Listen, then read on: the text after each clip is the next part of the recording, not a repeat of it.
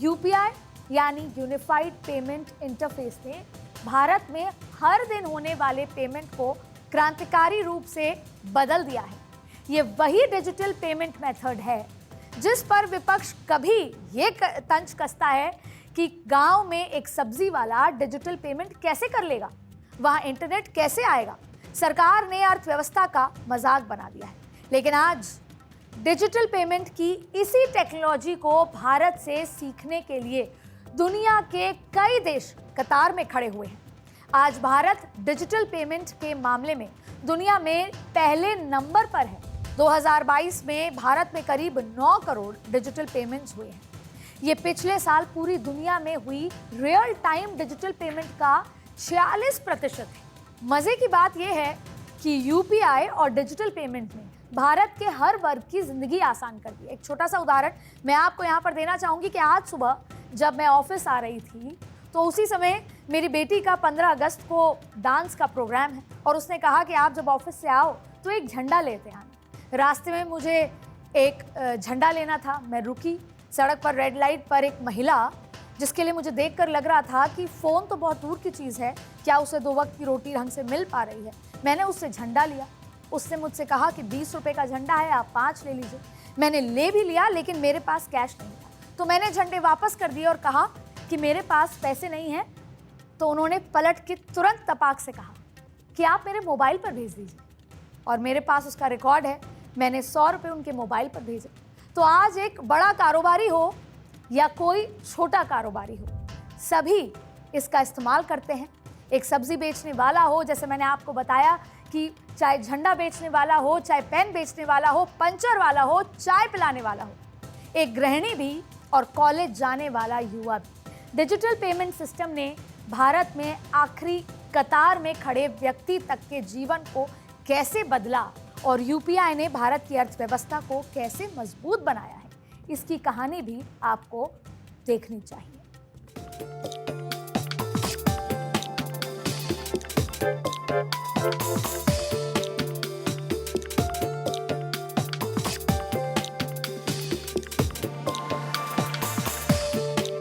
UPI यानी United payment interface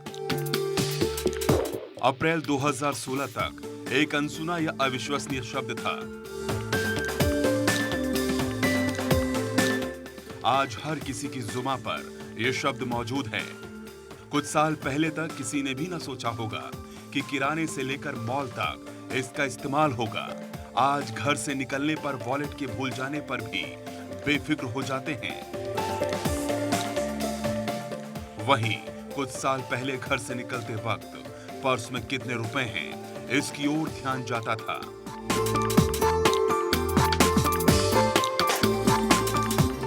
दो 2021 तक बाजार में यूपीआई की हिस्सेदारी में जबरदस्त बढ़त देखने को मिली है। 2016 से 2017 तक क्रेडिट कार्ड के जरिए पेमेंट 36% होती है और उस समय यूपीआई की हिस्सेदारी 6% ही थी।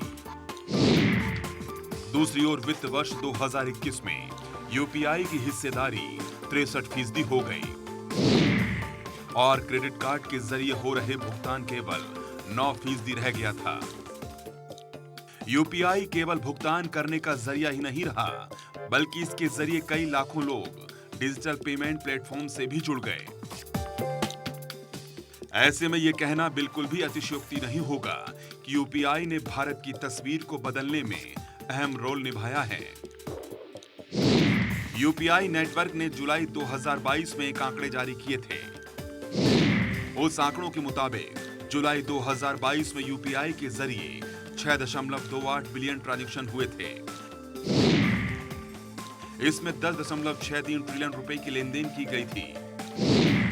ऐसे में हमें साफ पता चलता है कि देश में लोगों के बीच यूपीआई ने अपना अहम स्थान बना लिया है। इसके अलावा national payment corporation of India यानी एनपीसीआई के आंकड़ों के मुताबिक जुलाई 2022 में यूपीआई से देश के 338 बैंक लिंक हो चुके थे। आज भी इन आंकड़ों में बढ़ोतरी देखने को मिल रही है। यूपीआई के प्रेषक बैंकों में भारतीय State Bank, HDFC Bank Limited और बैंक ऑफ बड़ौदा शामिल है।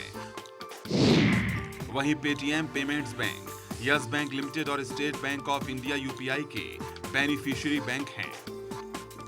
भारत में अपना परचम फैलाने के बाद यूपीआई ने अपने विकास की गति को धीमा नहीं किया। वो अब दुनिया में अपना परचम लहराने के लिए दौड़ शुरू कर चुका है। कई देशों में यूपीआई ने अपना परचम लहरा दिया है।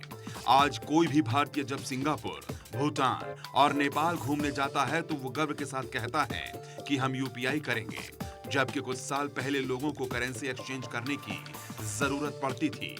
17 जून 2022 को एनपीसीआई ने घोषणा की थी कि वो यूपीआई के साथ लिंकेज कर रहे हैं। इस लिंकेज के बाद मलेशिया, वियतनाम और थाईलैंड जैसे कई एशियाई बाजारों में यूपीआई के जरिए पेमेंट शुरू हो गया। इसी के साथ जल्द ही यूएई तक यूपीआई पहुंच गया। यूपीआई की धमक धीरे धीरे पूरी दुनिया को अपनी जद में ले रही है। Bureau report, Bharat 24।